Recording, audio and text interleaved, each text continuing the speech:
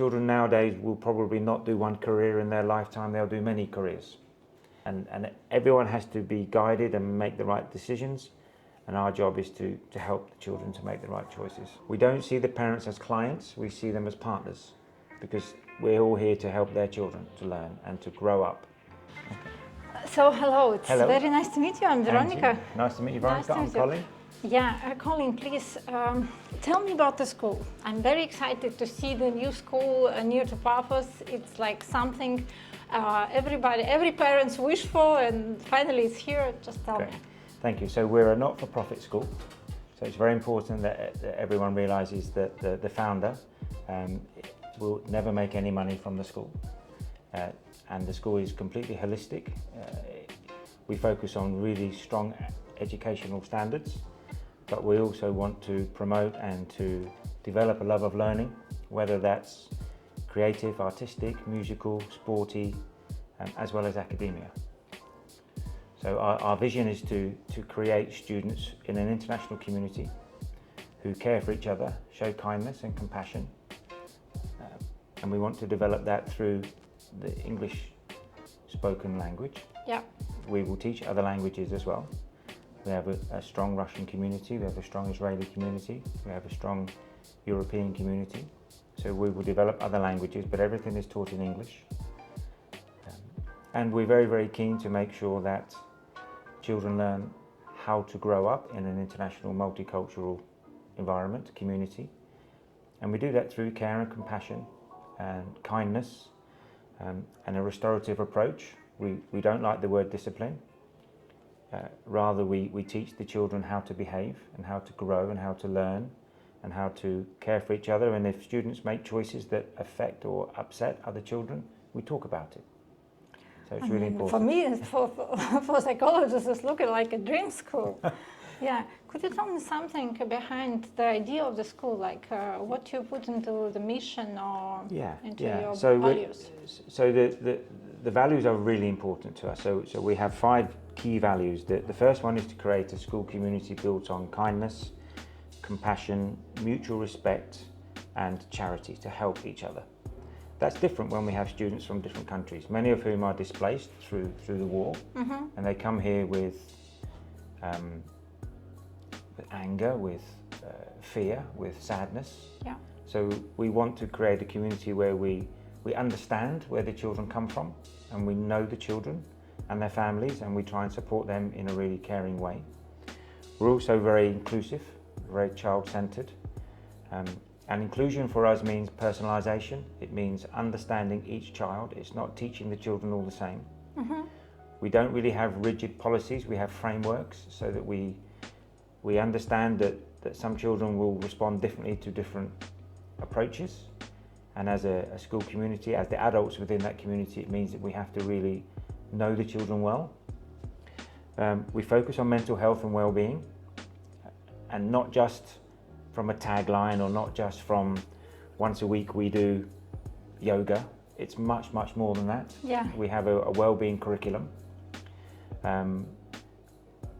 Again, looks like a dream. Yeah, it's and we have psychologists and counsellors in school, but all our homeroom advisors, we don't call our teachers teachers, we call them advisors, because they advise and guide the children to make right choices. And those choices come from an international culture, an international community, where they have to learn to respect other people's views, respect other people's cultures. So that's really important to us. We promote independence, curiosity, problem solving, resilience, and a love of learning. That's one of our values, is to promote those things, which is very important. Many schools, in my experience, just focus on academia. Yeah. We don't do that. We want those personalised skills to be fundamental in the children's learning. We want them to be critical thinkers, problem solvers, good communicators, to be resilient, to understand that failure is not failure, it's how you learn. That's really important to us. And then, most importantly, the founder and I are very keen to understand that everyone is different. So our inclusive philosophy means that no two children, no two families expect the same thing. Yeah. with that comes some challenges. Let's take, for example, a traditional Russian education system may be very academic driven. And we have a high proportion of our families, maybe 40–45% of our families, brought up in a Russian style of education. We're going to be much more international. The children will do the international baccalaureate, and before that they'll do the international GCSEs.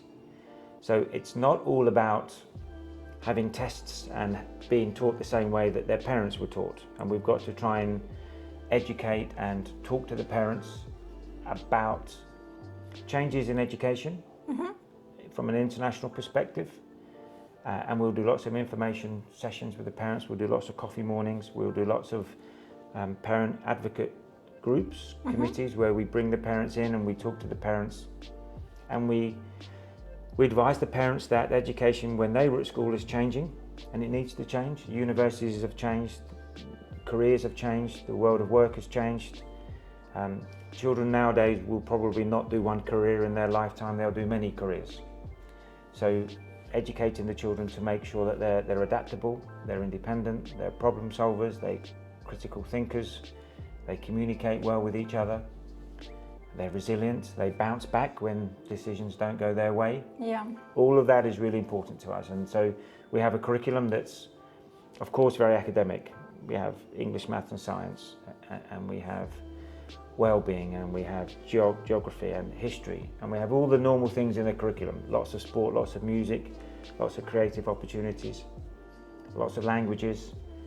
But behind that there is an understanding that the children are going to learn how to grow up into a world that's unknown.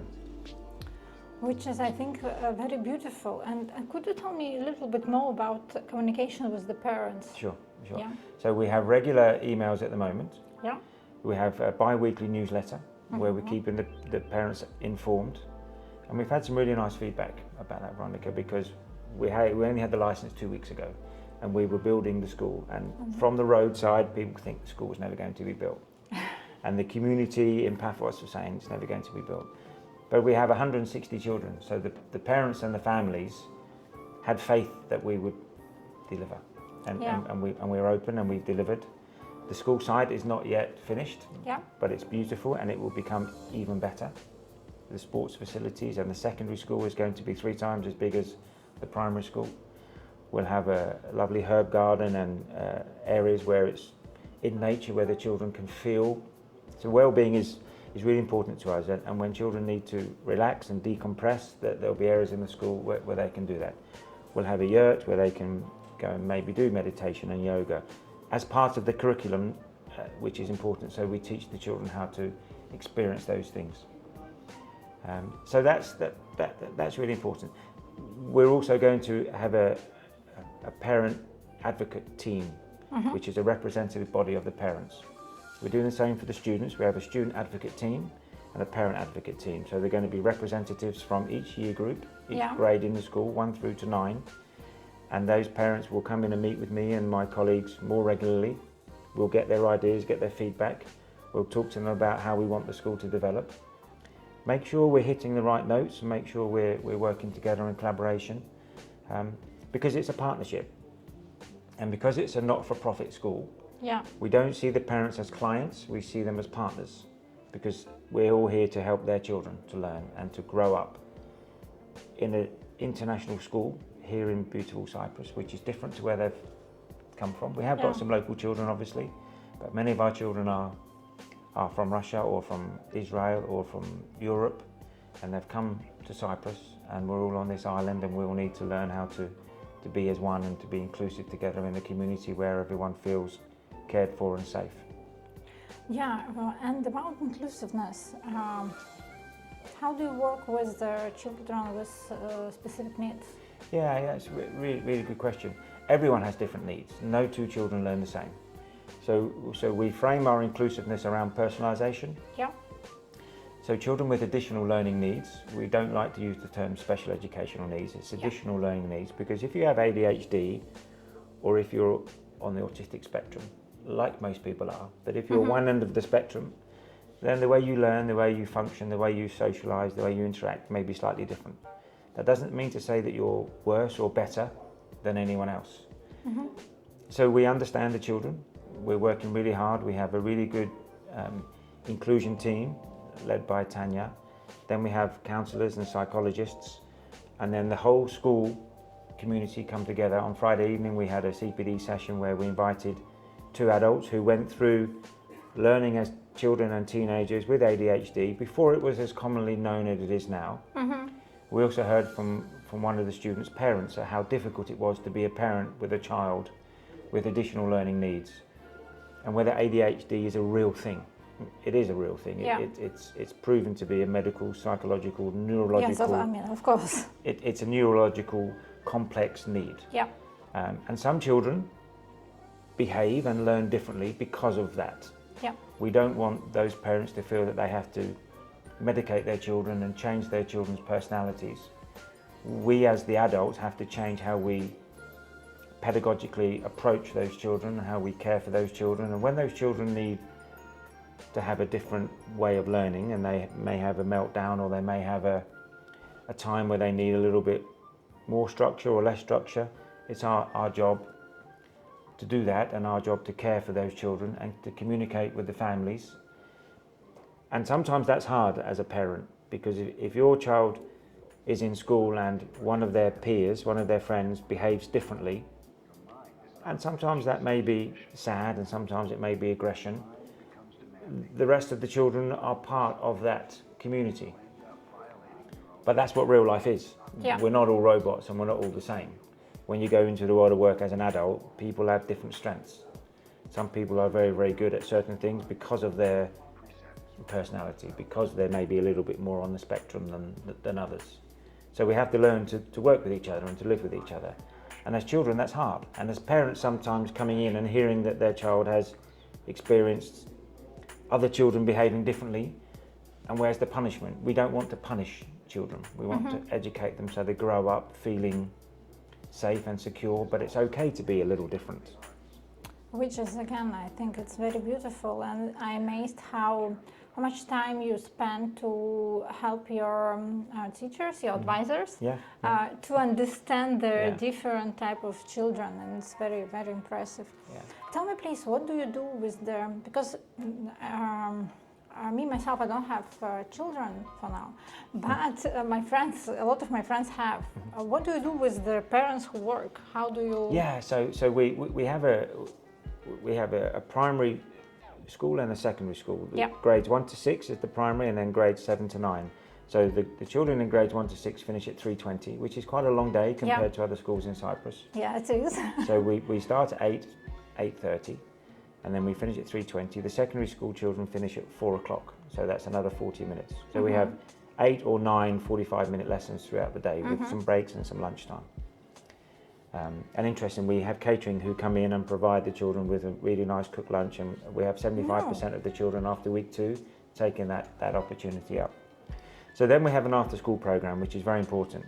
Even though the day is long, if parents work, and we will start this after October half term, so we'll talk to the parents and we'll survey their parents and we'll say who would like to pick their children up at 6 or 6:30, and it's on till 7.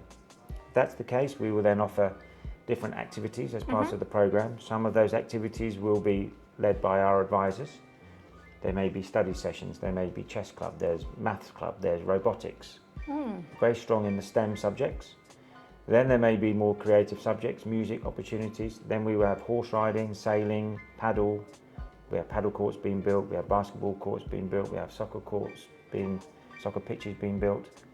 So we'll have a whole wide program of activities that the children can stay in school. So the parents, if they're working and they need to come by the school at 5:30, they will stay another hour and a half. If they need to stay here till 7, then they'll stay till 7, and we will develop that program, and we'll work with the families, and we'll work out how to learn together and how to make sure that we support the parents who are working full time, and we look after those children. Sometimes it will be leisure activities, sometimes it will be academic activities. Again, it's just amazing how you support parents who work, because it could be very difficult to manage everything and just drive your kids everywhere. And tell me, please, in final, what's the opportunities children will have after they finish your school? Yeah, so we're really keen to develop technology, to use technology well. That doesn't mean using our phones. We actually don't encourage the children to have the phone. The children are not allowed to have the phones in school, but we will have mobile devices to enable the children to learn through technology. And most of the jobs that the children will graduate and move into haven't yet been created. I think 80% of jobs change every 2 or 3 years. So whether the children want to go to university, we will prepare them and we'll have the International Baccalaureate and IGCSEs, or if they want to be entrepreneurs, they may not go to university, but they have to have the skills to be able to go into the world of business or go into the world of being a creative art designer or being a musician or being someone who excels in sport or excels in languages. So we're going to have pathways for all different types of children, and we'll have counselling, and our homeroom advisors will talk to the children as they mature and as they grow, and then we'll provide opportunities to say, if you choose to go to university, this is what it looks like. If you don't wish to go to university and your family doesn't wish for you to go to university, then there are other options. So at the moment the children are here in grade 9. In Cyprus they have to be here until grade 12. So grade 11 and 12 will be the IB, grade 9 and 10 will be the IGCSEs. Once we become a Cambridge accredited school, because we've only had our licence a few weeks, we're in the process of applying for the IB and the Cambridge International licence. Once we've got that, we'll start doing the individual pathways and the exams for the children, and we'll sit down and talk to the children and say, if you want to become a psychologist like yourself, you have to go to university. You have to have a degree or two degrees. I don't know how many degrees you have, but you have to have that academic profile. If you wish to go into another line of work, you may not have to go to university, and that's okay. Not everyone needs to go to university. My daughter didn't go to university, and she is very bright. She's brilliant with people. She works with children. She chose not to go to university because of COVID, whereas my son is at university. There are different options, and everyone has to be guided and make the right decisions, and our job is to help the children to make the right choices. What I remember, the children who is like 16 or 17, they have very big problem to choose where they want to go and how to, connect with the future self and what they need to choose. What's the idea you will provide them? So we'll have careers advice and careers of guidance. Within the IB, the library staff are very important. They help the students to do that. We'll have a head of secondary and a head of IB, and they will help the students to make the right choices. We'll make sure that the academic pathway or the creative pathway or the musical pathway is the right pathway for each child. And we'll have children doing different things. And because we're going to be a relatively small school, when we're full up in 2 or 3 years' time and we have children in the IB, we'll have 480 children in the school. Then hopefully we'll build a nursery in a couple of years' time and have the younger children here. So because we're small, and because we will know the children really well, and because we are inclusive and we have that personalised approach, which means we will know how to support each learner, each child, each student. And we won't treat the children the same. We'll have a class, and maybe out of that class there may be 10, 12 children who go to university. There may be 8 or 9 children who don't. That's okay, that's the way, that's the choice they make, and we'll help them to make those correct choices. Okay, I just want to thank you from the Cyprus community that you opened such a beautiful school who put in the value well-being. It's very, very important for children, and I'm just glad you're here. Well, thank you very much. Thank you very much. Thank you so much. Bye-bye.